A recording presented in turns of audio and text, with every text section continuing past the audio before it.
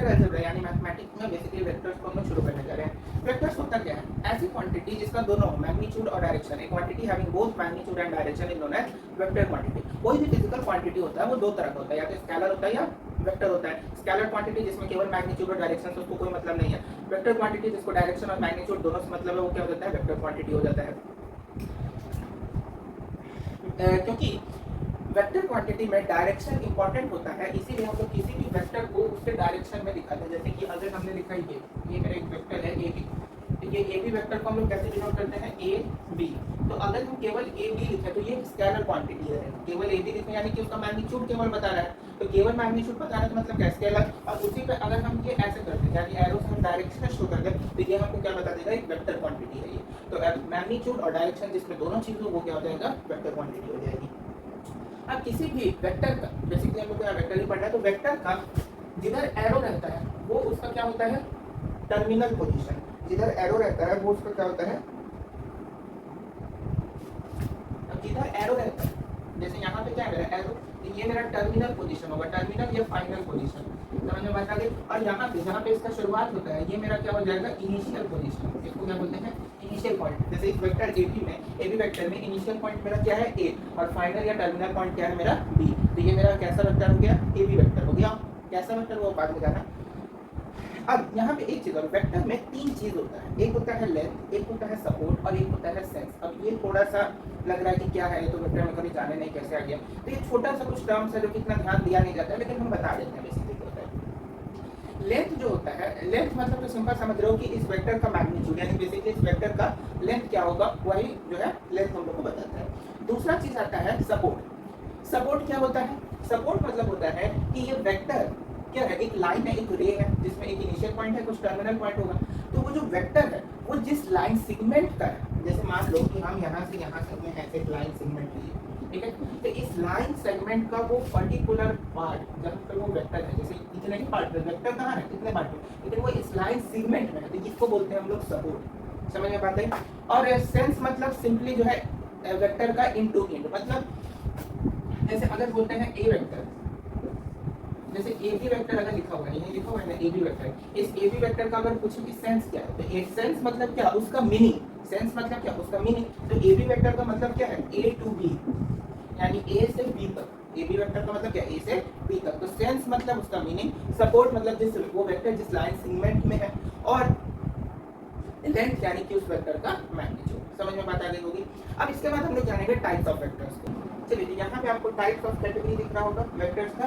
Total जितना भी हम टाइप्स लिखे हैं, हमको नहीं लगता इसके बाहर कोई और टाइप बचता होगा। जितना आपके बुक में दिया है, नहीं दिया है, जितने प्रकार के होते हैं सारे हम यहाँ पे बता देते हैं। पहला होता है जीरो या नल वेक्टर। ऐसा वेक्टर जिसका कि मैग्नीट्यूड क्या हो जाए? जीरो। जिस वेक्टर का मैग्नीट्यूड जीरो होगा वो क्या हो जाएगा? जीरो या नल वेक्टर। दूसरा आता है यूनिट वेक्टर। अब यूनिट वेक्टर ये बहुत ज्यादा इंपॉर्टेंट हो जाता है। यूनिट वेक्टर क्यों?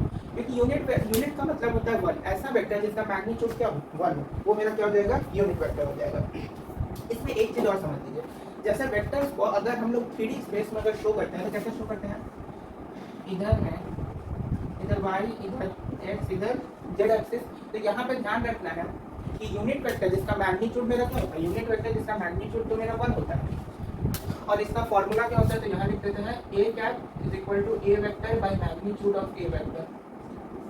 कोई भी यूनिट वेक्टर निकालना हो तो उसका फॉर्मूला होता है, यानी कि अगर आपको कोई एक वेक्टर दे दिया और उसका बोले कि यूनिट वेक्टर क्या होगा, तो उस वेक्टर को उस वेक्टर के मैग्नीट्यूड से क्या करेंगे? डिवाइड कर देंगे, तो आपको उसका यूनिट वेक्टर पता चल जाएगा। अब यूनिट वेक्टर में एक चीज और ध्यान दीजिए कि एक्स एक्सिस के अलोंग जो है यूनिट वेक्टर होता है मेरा आई कैप। एक्स एक्सिस के अलोंग यूनिट वेक्टर आई कैप होता है, वाई एक्सिस के अलोंग यूनिट वेक्टर जे कैप होता है, और जेड एक्सिस के अलोंग यूनिट वेक्टर मेरा क्या होता है? के कैप होता है। समझ में बात आ गई होगी।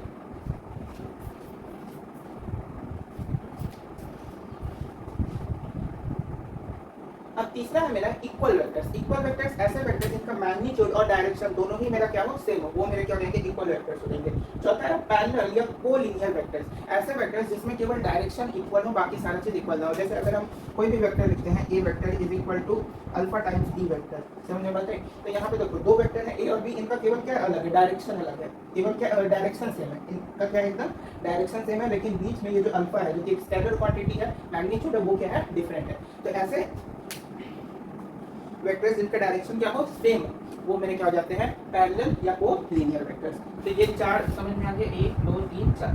पांचवा मेरा कोप्लेनर वेक्टर्स। कोप्लेनर वेक्टर्स क्या होता है इसको समझ। दो प्लेन में नंबर ऑफ वेक्टर्स, मतलब जैसे दो प्लेन ले लिए, चाहे हम लोग वाई एक्स वाई प्लेन ले, एक्स जेड प्लेन ले, वाई जेड प्लेन ले, दो प्लेन में जितने नंबर ऑफ वेक्टर्स रहेंगे उसी को हम लोग क्या बोलेंगे कोप्लेनर वेक्टर्स। मतलब चलिए हम जानते हैं कोप्लेनर वेक्टर्स क्या होता है। Number of vectors lie in same plane, मतलब जैसे कि यहाँ पे x और y, ठीक, एक्स वाई एक प्लेन हो गया, एक्स जेड प्लेन हो गया, वाई जेड एक प्लेन हो गया। तो एक प्लेन में जैसे यहाँ पे एक्स वाई मेरा एक प्लेन हुआ, वाई जेड मेरा एक प्लेन हुआ और एक्स जेड मेरा एक प्लेन हुआ, तो इनमें से एक प्लेन में जितना नंबर ऑफ वेक्टर्स आ जाएंगे वो मेरा क्या होगा कोप्लेनर वेक्टर। हमेशा ध्यान रखना है कि टू वेक्टर्स जो होते हैं, दो वेक्टर्स जो होते हैं वो हमेशा कोप्लेनर होते हैं। क्यों? क्योंकि मान लो मेरे पास अगर दो वेक्टर है, एक वेक्टर हमने बनाया a और एक वेक्टर बना दिए क्या b, ठीक, ए वेक्टर मेरा एक है, ए वेक्टर एक है, बी वेक्टर, तो ये दोनों वेक्टर मेरा कैसा हो गया कोप्लेनर वेक्टर होगा, क्योंकि ये मेरा सेम प्लेन में लाई कर रहा है, एक्स वाई प्लेन में। किस प्लेन में लाई कर रहा है? एक्स वाई प्लेन में लाई कर रहा है, तो ये मेरा क्या हो गया कोप्लेनर वेक्टर हो गया। और यहाँ पे ये कितने वेक्टर्स है? तो दो वेक्टर्स है। तो हमेशा ध्यान रखना है कि two vectors are always coplanar, दो वेक्टर्स हमेशा कोप्लेनर होंगे। और कोप्लेनर वेक्टर क्या होता है? तो number of vectors lie in same plane. ते हैं फ्री वेक्टर्स के बारे में। अब किसको जानेंगे? Free vector. फ्री वेक्टर ऐसे वेक्टर्स होते हैं जो कि स्पेस में कहीं भी हो सकते हैं, मतलब कि जैसे कि यहाँ पे मेरे पास एक्स वाई जेड ये मेरा प्लेन है, इस एक्स वाई जेड प्लेन में अगर मेरे पास कोई एक वेक्टर यहाँ है, कोई एक वेक्टर यहाँ है, कोई एक वेक्टर यहाँ है, तो ये मेरे कैसे वेक्टर हो गए? फ्री वेक्टर्स हो गए, यानी कि जिनका मैग्नीट्यूड और डायरेक्शन जो है वो कहीं भी, मतलब स्पेस है उस स्पेस में कहीं भी, यहाँ पे यहाँ पे यहाँ पे, मतलब फ्री है कहीं पे भी हो सकता है वो वेक्टर, वो क्या हो जाएगा? मेरा फ्री वेक्टर हो जाएगा। अगला है लोकलाइज्ड वेक्टर। लोकलाइज्ड वेक्टर ऐसे वेक्टर्स होते हैं जिनका इनिशियल पॉइंट यानी ओरिजिन जो है फिक्स्ड होता है। इनिशियल पॉइंट क्या होता है? फिक्स्ड होता है। जैसे कि एग्जांपल में यहाँ पे देखो, अगर हम बोलते हैं इसको अल्फा बीटा और गामा, तो यहाँ पे ये जो अल्फा बीटा गामा तीन वेक्टर्स हैं, ये तीनों वेक्टर्स क्या है? लोकलाइज्ड वेक्टर हैं। क्यों? क्योंकि इनका इनिशियल पॉइंट क्या है? फिक्स्ड है। इसका इनिशियल पॉइंट क्या है? इन तीनों वेक्टर्स का फिक्स्ड है। ये क्या हो गया? लोकलाइज्ड वेक्टर्स हो गए। अगला है नेगेटिव वेक्टर्स। ऐसे वेक्टर्स जिनका की मैग्नीट्यूड क्या हो? अगर क्या है मेरा नेगेटिव वेक्टर्स, ऐसे वेक्टर्स जिनका की मैग्नीट्यूड क्या हो? सेम हो, लेकिन डायरेक्शन क्या हो? अपोजिट हो। तो डायरेक्शन अगर अपोजिट होगा तो नेगेटिव साइन लग जाता है। जैसे कि यहाँ पे दो वेक्टर है ए बी और बी, तो ये दोनों वेक्टर्स जो है दोनों वेक्टर्स जो है उनका क्या है? मैग्नीट्यूड केवल इक्वल है, लेकिन डायरेक्शन क्या है? अपोजिट है। जैसे ये वेक्टर अगर मानते हैं इतने लेंथ पे है, तो नीचे वाला वेक्टर भी इतने ही लेंथ का है, लेकिन दोनों का डायरेक्शन क्या है? अपोजिट है। तो ये मेरा कैसा वेक्टर हो जाएगा? नेगेटिव वेक्टर हो जाएगा। इसको लिखने का तरीका क्या होता है? तो A B vector is equal to minus of B A vector. हमेशा ध्यान रखेंगे कि जब भी किसी भी वेक्टर को हम लोग लिखेंगे तो सबसे पहले उसका जो टेल है, यानी कि उसका इनिशियल पोजीशन है, उसको पहले लिखेंगे। जैसे ऊपर वाले वेक्टर में ए जो है वो मेरा इनिशियल पोजीशन था, तो उसको पहले लिखें। दूसरे वाले में बी जो है वो मेरा इनिशियल पोजीशन है, तो उसको पहले लिखेंगे। तो यहाँ पे ध्यान रखना है कि किसी भी वेक्टर को लिखते समय इनिशियल पोजीशन को पहले लिखते हैं और फाइनल पोजीशन को पहले। कहने का मतलब ये है कि इनिशियल पोजीशन पे जो पॉइंट होगा उसको पहले लिखेंगे और फाइनल पोजीशन पे जो पॉइंट होगा उसको बाद में लिखेंगे। और वेक्टर का साइन हमेशा लेफ्ट से राइट की तरफ होता है, मतलब ऐसा नहीं है कि ए बी वेक्टर इस तरफ है तो बी ए वेक्टर का साइन हम लोग ऐसे दिखा लेंगे, नहीं, ये गलत हो जाएगा। हमेशा वेक्टर को हम लोग कैसे दिखाते हैं? हमेशा लेफ्ट से राइट की तरफ, ऐसे। समझ में? नेगेटिव वेक्टर हो गया। अगला है मेरा को इनिशियल या को टर्मिनस वेक्टर। अब ये तो बहुत आसान चीज है। को इनिशियल ऐसे समझ में आ रहा है जिसका इनिशियल पॉइंट क्या हो? सेम हो, और को टर्मिनस जिसका टर्मिनल पॉइंट सेम हो, तो वो मेरा क्या हो जाता है? को इनिशियल या को टर्मिनस वेक्टर। लाइक और अनलाइक वेक्टर्स को समझो, ऐसे वेक्टर्स जिनका की सेम डायरेक्शन हो। दो वेक्टर्स जिनका डायरेक्शन क्या हो? सेम हो, मैग्नीट्यूड इक्वल है नहीं, उससे बहस नहीं है, डायरेक्शन क्या हो? सेम हो, तो वो मेरा कैसा वेक्टर हो जाता है? Like vectors. और दो वेक्टर्स जिनका डायरेक्शन सेम ना हो, अपोजिट हो एक दूसरे के, वो मेरा क्या हो जाते हैं? अनलाइक वेक्टर्स हो जाते हैं। अगला है रेसिप्रोकल ऑफ वेक्टर। अब रेसिप्रोकल ऑफ वेक्टर क्या है इसको हम बाद में अभी बताएंगे, अभी के लिए फिलहाल के लिए इसको छोड़िए।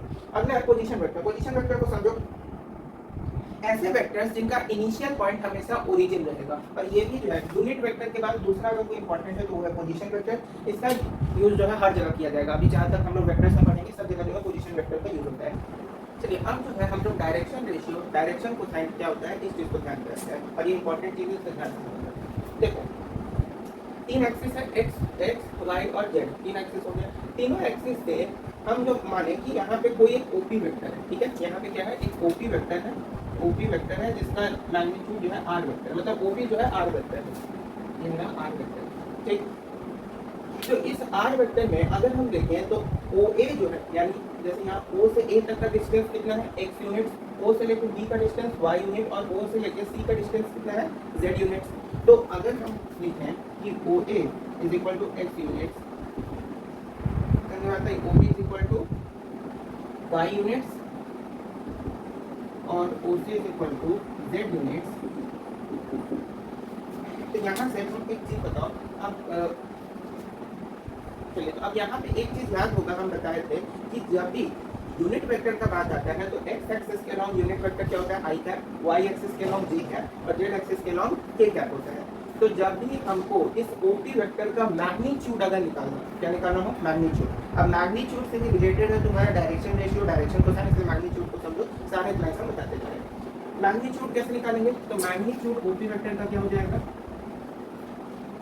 x, देखो x एक्सिस के अलॉन्ग डिस्टेंस क्या है, x एक्सिस के अलॉन्ग डिस्टेंस क्या है, x। तो जब भी कोई भी वेक्टर कब बनता है, याद करो वेक्टर को बनाने का क्या तरीका है। जैसे यूनिट वेक्टर में हम लोग पढ़े थे कि यूनिट वेक्टर का मतलब क्या होता है, वेक्टर को उसके मैग्नीट्यूड से डिवाइड कर देना, वेक्टर को उसके मैग्नीट्यूड से डिवाइड कर देना, यही होता है ना यूनिट वेक्टर।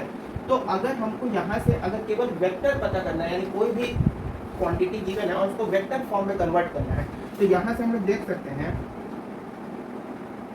कि जैसे यहाँ पे एक क्वांटिटी है a, ठीक, इस a क्वांटिटी को अगर इसके वेक्टर फॉर्म में कन्वर्ट करना है तो हमको उसके यूनिट वेक्टर से मल्टीप्लाई करना होगा कि नहीं करना होगा। मतलब जैसे यहाँ पे मैग्नीट्यूड क्या है, a, वो एक क्वांटिटी है a, इस a को इसके वेक्टर फॉर्म में लाने के लिए किससे मल्टीप्लाई किए हैं, a कैप से। जब a को a कैप से मल्टीप्लाई किए तो a वेक्टर बन जाता है। उसी तरीके से अगर हमको x एक्सिस के अलॉन्ग OP वेक्टर का, x एक्सिस के अलॉन्ग OP वेक्टर का कंपोनेंट चाहिए तो वो क्या हो जाएगा, x इंटू आई कैप, यानी x एक्सिस के अलॉन्ग डिस्टेंस क्या है, x है, और x एक्सिस के along unit vector i cap, तो ये क्या हो जाएगा मेरा x i कैप। ठीक, उसी तरह से y एक्सिस के अलॉन्ग डिस्टेंस क्या है, y, और उसके along unit vector j cap, तो y j cap plus z k cap plus z k cap. अब ये हो गया OP वेक्टर। OP वेक्टर समझ में आया कैसे लिखिए, तो यहाँ पे ये जो 3 पॉइंट्स दिया होता है x y z, वो तीनों पॉइंट्स को लिखे और उनके यूनिट वेक्टर जिस एक्सिस में है उनके यूनिट वेक्टर से उसको मल्टीप्लाई किया तो आपको OP वेक्टर पता चल गया। तब इसका मैग्नीट्यूड क्या होगा, तो मैग्नीट्यूड हमेशा OP वेक्टर, किसी भी वेक्टर का मैग्नीट्यूड को हमेशा मॉड में रखते हैं। मॉड में क्यों रखते हैं, क्योंकि मैग्नीट्यूड क्या है, डिस्टेंस है, उस वेक्टर का लेंथ है, और लेंथ कभी भी नेगेटिव में तो हो नहीं सकता है, इसलिए मैग्नीट्यूड को हमेशा किस में रखते हैं, मॉड में रखते हैं। तो ये हो जाता है under root x square plus y square plus z square, यानी तीनों वेक्टर का जो कोफिशिएंट है उसको, तीनों वेक्टर जो है उसके कोफिशिएंट का स्क्वायर करके ऐड कर दो और रूट लगा दो। तो ये हो गया मैग्नीट्यूड ऑफ वेक्टर, यानी किसी भी वेक्टर का अगर जैसे आपको कोई एक वेक्टर दिया है इस फॉर्म में, उसका मैग्नीट्यूड बोलेगा, ऐसे निकाल सकते हैं। और इसी में अब ध्यान से समझो x y और z, यानी इसमें ये जो x y और z है यही इस वेक्टर का डायरेक्शन रेशियो होगा। यहाँ पे x y और z ये तीनों क्या होंगे, इस वेक्टर के डायरेक्शन रेशियो, इस वेक्टर के क्या हो जाएंगे, डायरेक्शन रेशियो हो जाएंगे। चलिए अब जानते हैं डायरेक्शन कोसाइन। डायरेक्शन कोसाइन में सिंपल जानना है कि एंगल जो है वो कॉस के फंक्शन का होगा। एंगल किस में फंक्शन में होगा, कॉस फंक्शन में, क्योंकि कोसाइन है तो कोसाइन मतलब क्या, कॉस। तो देखो x एक्सिस के अलॉन्ग क्या एंगल बना रहा है, अल्फा, तो cos अल्फा इसका डायरेक्शन कोसाइन हो जाएगा। y एक्सिस के अलॉन्ग एंगल बना रहा है बीटा, तो cos बीटा इसका डायरेक्शन कोसाइन, और z एक्सिस के अलॉन्ग गामा, तो cos गामा जो है इसका डायरेक्शन कोसाइन। अब हमको cos अल्फा, cos बीटा और cos गामा फाइंड करना है, तो उसके लिए सबसे पहले तो इसमें परपेंडिकुलर खींचना होगा। तो देखो परपेंडिकुलर अगर हम खींचते हैं, ठीक है, अगर हम खींचते हैं तो चाहे कोई भी कंडीशन हो, मेरा बेस तो यही होगा ना। जैसे अगर हम लिखते हैं cos थीटा क्या होता है, बेस अपॉन हाइपोटेनस। तो अगर हम मानते हैं कि यहाँ से ये वेक्टर दिख रहा है, यहाँ से इस वजह से परपेंडिकुलर किए, ये भी ऐसे जो है कुछ परपेंडिकुलर किए, और इससे जो है इस पे भी हम ऐसे समझ लो ये परपेंडिकुलर डालें, ये इस पे परपेंडिकुलर हम ड्रॉ किए, पता नहीं दिख रहा है कि नहीं, मान लो इस पे भी परपेंडिकुलर ड्रॉ किया। तो अब यहाँ पे ये चीज समझो कि अगर हम कॉस अल्फा के अकॉर्डिंग चले, ठीक, कॉस अल्फा किसके डायरेक्शन का है, तो एक्स एक्सिस के अलोंग है। तो एक्स एक्सिस के अगर अलोंग में है तो यहाँ पे एंगल कितना बन रहा होगा, 90 डिग्री। यहाँ पे एंगल कितना बन रहा होगा, 90 डिग्री। ये जो एक्सिस है इसके पास यहाँ पे एंगल कितना बन रहा होगा, 90 डिग्री बन रहा होगा ना। तो अगर यहाँ से हम cos अल्फा को देखें तो बेस मेरा क्या हो जाएगा, ये x एक्सिस, बेस मेरा क्या हो जाएगा, ये x एक्सिस होगा। और OP जो वेक्टर है जिस उसका लेंथ जो है वो हाइपोटेनस का काम करेगा। समझ पा रहे हो, जैसे अरे cos अल्फा क्या होता है, बेस अपॉन हाइपोटेनस, तो उसको अगर 90 डिग्री मान के चलो तो cos अल्फा यहाँ से दिख रहा है कि भाई ये एंगल अल्फा बना रहा है। तो यहाँ पे ये मेरा क्या है, x एक्सिस है। तो x एक्सिस के लॉन्ग डिस्टेंस क्या है, x है। तो cos अल्फा में बेस क्या हो गया, x, और OP वेक्टर मेरा क्या हो गया, उसका हाइपोटेनस। तो यहाँ पे cos अल्फा मेरा क्या हो जाएगा, cos अल्फा हो जाएगा x अपॉन OP वेक्टर का मैग्नीट्यूड। मैग्नीट्यूड क्या है, √x²। हम सीधे लिख देते हैं r वेक्टर का मैग्नीट्यूड, क्योंकि OP वेक्टर को हम क्या बोले हैं, r वेक्टर, तो सीधे लिख दिया r वेक्टर का मैग्नीट्यूड। समझ जाना, या इसमें हम जोड़ दे रहे हैं OP वेक्टर r वेक्टर, ठीक है, इसमें दिक्कत नहीं होगा।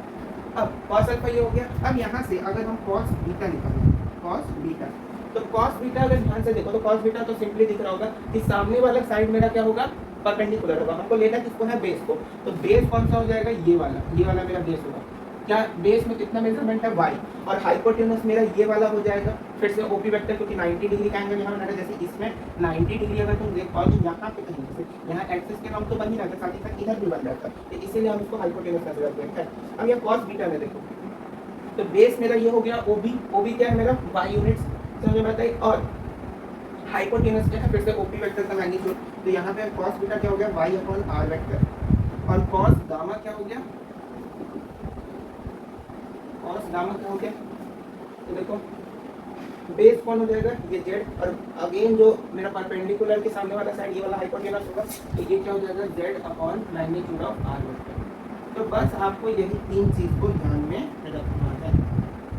और कौन सा पहला चीज, cos alpha x by r vector, x क्या है, x एक्सिस के लॉन्ग डिस्टेंस, y क्या है, y एक्सिस के लॉन्ग डिस्टेंस, z क्या है, z एक्सिस के लॉन्ग डिस्टेंस, ठीक है। अब ध्यान ये रखना है इसमें और कि cos अल्फा यानी कि ये जो अल्फा के डायरेक्शन में कोसाइन आया है, अल्फा के डायरेक्शन में डायरेक्शन कोसाइन आया है, इसको हम लोग बोलते हैं l। बीटा के डायरेक्शन में जो आया है इसको बोलते हैं m, और गामा के डायरेक्शन में जो आया है इसको बोलते हैं m। समझ में बात आई। और इन तीनों का यानी L, M और N, इन तीनों के स्क्वायर का सम जो होगा वो 1 के बराबर होगा। और ये एक इंपॉर्टेंट चीज़ नोट कर लीजिएगा कि L² + M² + N² = 1। इस चीज़ को कॉपी में नोट करके एकदम रखिएगा। समझ में बात आई। अच्छा, एक चीज़ और समझ लीजिएगा कि किसी भी, क्योंकि मैग्नीट्यूड कभी भी मेरा निगेटिव हो नहीं सकता है, यहीं पे लिखा दिया मैग्नीट्यूड कभी भी मेरा निगेटिव होगा नहीं। अगर मैग्नीट्यूड मेरा कभी निगेटिव नहीं होगा तो r वेक्टर का वैल्यू क्या 0 से मेरा कम हो सकता है, मतलब r वेक्टर का वैल्यू 0 से, r वेक्टर के मैग्नीट्यूड का वैल्यू 0 से कम तो होगा नहीं। अगर 0 से कम हो जाएगा तो r वेक्टर का मैग्नीट्यूड क्या आएगा, -1 -2, और माइनस में हो नहीं सकता है। तो ये ध्यान में रखना है कि कभी भी कोई भी वेक्टर गिवन हो उसका मैग्नीट्यूड कभी भी 0 से कम नहीं होगा। ये समझ में आया। यहाँ से एक चीज समझो, यहाँ पे हमने डायरेक्शन कोसाइन किसको कहा है, cos अल्फा को। y एक्सिस के केस में cos बीटा, और z एक्सिस के केस में cos गामा मेरा क्या है, डायरेक्शन कोसाइन। ठीक, अगर यहाँ पे अगर हम इसके मैग्नीट्यूड को क्या मान लें, 1, यानी ये जो r वेक्टर है इसका मैग्नीट्यूड जो है अगर मानते हैं कि 1 है, ठीक, मानते हैं, तो यहाँ से दिख रहा होगा कि जो डायरेक्शन कोसाइन है वो डायरेक्शन रेशियो के डायरेक्टली प्रोपोर्शनल है। कैसे, x, y और z क्या है मेरा डायरेक्शन रेशियो। तो यहाँ पे अगर इस सब को r वेक्टर का मैग्नीट्यूड अगर सपोज करते हैं कि r वेक्टर का मैग्नीट्यूड क्या है, 1 है, तो अगर ये मेरा 1 है तो cos अल्फा किसके डायरेक्टली प्रोपोर्शनल हो जाएगा, x एक्सिस के, ये x के, cos बीटा y के, और cos गामा z के। तो यहाँ से हम देख सकते हैं कि डायरेक्शन रेशियो जो है वो डायरेक्शन कोसाइन के डायरेक्टली प्रोपोर्शनल होता है। समझ में बात आई। तो ये था डायरेक्शन कोसाइन और डायरेक्शन रेशियो। अब इस डायरेक्शन कोसाइन और डायरेक्शन रेशियो को बहुत अच्छे से ध्यान में रखना है, क्योंकि आगे 3D ज्योमेट्री में पहला ही इसका यूज है। समझ में बात आई। तो वहाँ पे हम लोग को रिलेशन जानना होगा डायरेक्शन कोसाइन डायरेक्शन रेशियो में, तो यहाँ से बेसिक चीज़ को एकदम ध्यान में रख के चलना है। तो हालांकि वहाँ पे भी हमको रिपीट करना ही होगा, वो अलग बात नहीं है, वहाँ पे भी हम बता ही देंगे, लेकिन यहाँ से थोड़ा सा ध्यान रखिएगा। चलिए हम जानते हैं addition of vector. Addition of vector में दो लॉ पढ़ना है, फिजिक्स में भी बता चुके हैं, मैथ में भी बता देना है। पहला होता है triangle law of vector addition, दूसरा होता है parallelogram law of vector addition. Triangle law of vector addition को देखो, triangle law of vector addition. Triangle law of vector addition क्या होता है इसको समझिए। Triangle law of vector addition में हम लोग एक ट्रायंगल बनाते हैं, एक ये वेक्टर, एक ये वेक्टर, एक वेक्टर ये, ठीक। इस वेक्टर का नाम दे दिए ए वेक्टर, इसका बोल दिया बी वेक्टर। चलो इसका क्या बोल दिया, बी वेक्टर।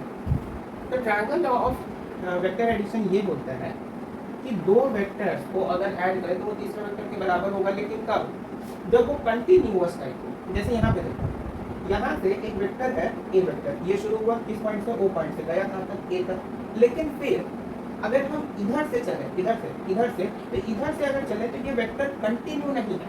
जैसे अगर ओ से ए गए तो ए वेक्टर, फिर ए से बी गए तो बी वेक्टर। तो यहाँ पे देखो, पहले एरो यहाँ पे है, फिर उसके बाद एरो ऐसे गया। तो एक चीज बताओ कि एरो ऐसे जाए, फिर ऐसे जाए, फिर ऐसे जाए, तो ये ज्यादा अच्छा पाथ दिख रहा है कि ऐसे, एक ऐसे जाए, फिर एक ऐसे जाए, फिर एक ऐसे जाए। इसमें कौन सा पाथ अच्छा दिख रहा है, ऐसे वाला कि ऐसे वाला? ये वाला पाथ ज्यादा अच्छा है। तो वही चीज है बस कि यहाँ पे एक वेक्टर है ए, तो वो ऐसे क्या हेड है, पहले वेक्टर का जो हेड है वो दूसरे वेक्टर के टेल पे गया, फिर दूसरे वेक्टर का जो टेल है वो तीसरे वेक्टर के हेड तक गया। तो triangle law of vector addition भी यही बस बोलता है कि A vector OA vector plus AB vector is equal to OB vector, is equal to OB vector. जहाँ पे OA वेक्टर मेरा क्या है, A vector, plus AB vector मेरा क्या है, B वेक्टर, और यही मेरा किसके बराबर हो जाएगा, OB vector. This is the triangle law of vector addition. समझ में बात आई? तो triangle law of vector addition में किसी को कोई दिक्कत नहीं है। अब दूसरा आता है parallelogram law of vector addition. उसका भी सिंपल यही केस है, उसमें दो ट्रायंगल बनेगा, एक ऊपर की तरफ है, नीचे की तरफ, तो दो को इक्वेशन आएगा, वही उसका triangle law of vector parallelogram law of vector addition है। तो दूसरा देखो, parallelogram law of vector addition. एक पैरेललोग्राम बना लीजिए। इस पैरेललोग्राम में एक ऐसे लाइन खींचेगा, तो यहाँ पे एक वेक्टर गया, एक वेक्टर यहाँ पे, एक वेक्टर यहाँ पे, एक वेक्टर यहाँ पे, और एक वेक्टर यहाँ पे। ठीक, O A B और C। ठीक है, OA जो है वो है मेरा A वेक्टर, OA मेरा क्या है, A वेक्टर, और OC मेरा है B वेक्टर, OC मेरा क्या है, B वेक्टर। तो पैरेललोग्राम में क्या होता है, अपोजिट साइड्स आर इक्वल। तो जो मेरा OC वेक्टर है वही मेरा क्या होगा, AB वेक्टर। तो AB मेरा कौन सा वेक्टर हो जाएगा, B वेक्टर। और अगर OA मेरा क्या है, A वेक्टर, तो BC भी मेरा क्या हो जाएगा, A वेक्टर। तो parallelogram law of vector addition simple जान सकते हो कि बस triangle law of vector addition कर दो टाइम्स। जैसे फिर यहाँ पे सेम कंडीशन चल रहा है, OA AB और OB, OA AB और OB। तो ये वाला साइड का लेंथ क्या हो जाएगा, A vector plus B vector, बस हो गया triangle law of vector addition. और क्या है, लिख दीजिए पहला, OA vector is equal to AB, sorry OA vector plus AB vector is equal to OB vector. तो OA क्या है, A vector plus B vector is equal to OB vector. पहला चीज तो यही है, हम लोग जान चुके हैं। दूसरा बस उल्टा चल के लिखो, तो OC vector plus CB vector या BC वेक्टर, नहीं CB वेक्टर लिखेंगे। वेक्टर में ध्यान रखिएगा, इसको BC वेक्टर तो कभी मत लिखना, हमेशा क्या लिखेंगे, CB वेक्टर, क्योंकि पहले क्या लिखते हैं, हेड, पहले हेड वाला पॉइंट लिखते हैं, फिर टेल वाला, सॉरी पहले टेल वाला पॉइंट लिखते हैं, फिर हेड वाला। तो टेल वाला पॉइंट कौन सा है, C, और हेड वाला पॉइंट कौन सा है, इस CB वेक्टर में टेल कहाँ है, C पॉइंट पे, और हेड कहाँ है, B पॉइंट पे। तो CB वेक्टर लिखते हैं, ना कि BC वेक्टर, उल्टा मत लिखते हैं, CB वेक्टर लिखते हैं। तो OC vector plus CB vector किसके बराबर हो जाएगा, इस OB वेक्टर के, OB वेक्टर के। यहाँ से भी हमको दिख गया A vector plus B vector is equal to OB vector. तो ये हो गया आपका दोनों law, parallelogram law of vector addition और triangle law of vector addition. अब यहाँ पे तीन बात समझो, तीन बात समझने का मतलब ये है, तीन चार बात। दो वेक्टर्स को अगर ऐड करते हैं तो कोई उतना फर्क नहीं पड़ता है। जैसे लिखते हैं ना, 3 + 2 इज इक्वल टू 2 + 3, ऐसे लिख सकते हैं। उसी तरीके से ए वेक्टर प्लस बी वेक्टर को हम लोग बी वेक्टर प्लस ए वेक्टर भी लिख सकते हैं। समझ में आता है? अगला अगर लिखा है A vector plus B vector plus C vector, तो इसको हम लोग क्या लिख सकते हैं? A vector plus B vector plus C vector और ये समझ में आता है? दो वेक्टर्स को अगर जीरो में ऐड कर दें, इसमें ऐड कर दें जीरो में, मतलब ये सब तो छोटा छोटा हालांकि चीज है। ए वेक्टर प्लस जीरो तो ये आएगा ए वेक्टर, जीरो प्लस ए वेक्टर करो तभी क्या आ जाएगा? ए वेक्टर। ये सब छोटा छोटा चीज है, बुक में भी लिखा हुआ था, बता दे रहे हूँ। इतना चीज समझ में आया? एक चीज होता है एडिटिव इनवर्स। एडिटिव इनवर्स मतलब समझते हो? कोई भी नंबर है, अगर ए नंबर की समझ में करो, जैसे एक नंबर दे दिए 3 मेरा फेवरेट नंबर है तो हम 3 लेते हैं। 3 है, इस 3 का एडिटिव इनवर्स क्या होगा अगर पूछे तो एडिटिव इनवर्स मतलब होता है कि अगर कोई नंबर दिया है उसमें कोई ऐसा नंबर को हम या तो ऐड करें या सब्ट्रैक्ट करें जिससे उस पूरे का वैल्यू क्या आ जाए? 0। तो यहाँ पे 3 है, इस 3 को 0 करने के लिए हमको क्या करना होगा? बस एक -3 कर देते, पूरे का वैल्यू क्या हो जाएगा? 0। तो यहाँ पे -3 जो है इस 3 का एडिटिव इनवर्स, यहाँ पे -3 क्या है? इस 3 का एडिटिव इनवर्स है। उसी तरीके से कोई भी अगर एक वेक्टर है ए, इसका अगर एडिटिव इनवर्स पूछे तो बस इस वेक्टर को उसी वेक्टर के माइनस में से माइनस कर दो, हमारा एडिटिव इनवर्स क्या हो जाएगा? जैसे यहाँ एक वेक्टर था ए, इसका एडिटिव इनवर्स क्या हो जाएगा? माइनस ए वेक्टर। अब जैसे क्वेश्चन दिया, क्वेश्चन क्या दिया कि ये भाई मेरे पास एक दो वेक्टर है, ये क्या है? दो वेक्टर है, ये ओ ए बी, ठीक। ओ से एक जो है इसको हम लोग बोले ए वेक्टर, और ए से जो बी है इसको बोले क्या? B vector. सॉरी,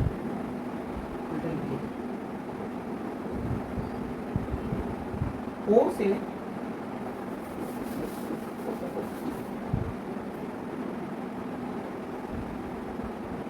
अब जैसे आपको एक क्वेश्चन देगा, क्वेश्चन क्या देगा कि मेरे पास ये दो वेक्टर है, एक है ओ, एक है ए, एक है बी, और ए से बी तक हम कॉन्स्टेंट ऐसे वेक्टर ड्रॉ करो। ओ ए वेक्टर मेरा क्या है? ए वेक्टर, और ओ बी है मेरा बी वेक्टर, ठीक। हमको इसमें बोल देगा कि आप ए बी वेक्टर बताइए क्या होगा। क्या बोल देगा? ए बी वेक्टर क्या होगा अगर ए का कोऑर्डिनेट है x1, y1, z1 और बी का कोऑर्डिनेट है x2, y2, z2। तब यहाँ पे बोल देगा कि अब ए बी वेक्टर बताइए। तो सबसे पहले यहाँ पे हमको ए वेक्टर फाइंड करना होगा। तो यहाँ से ए वेक्टर मेरा क्या आ जाएगा? x1 i cap plus y1 j cap plus z1 a cap, ये मेरा ए वेक्टर आ गया। बी वेक्टर मेरा क्या आ जाएगा?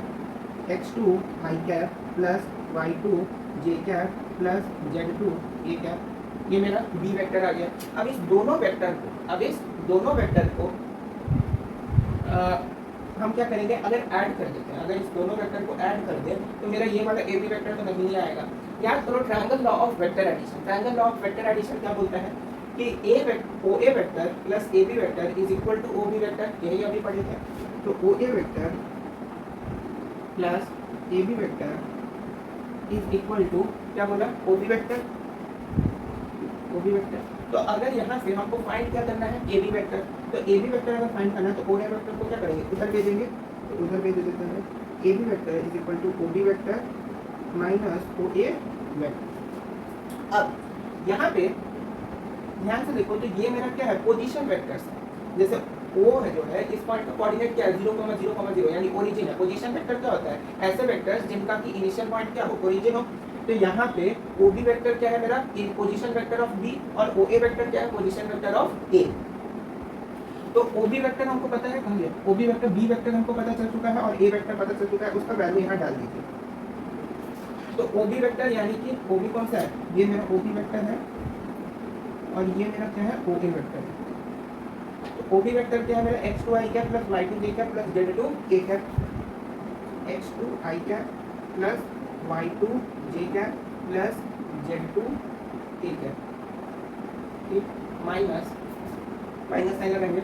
ओ ए वेक्टर क्या है? x1 i cap plus y1 j cap plus z1 a cap, यही है।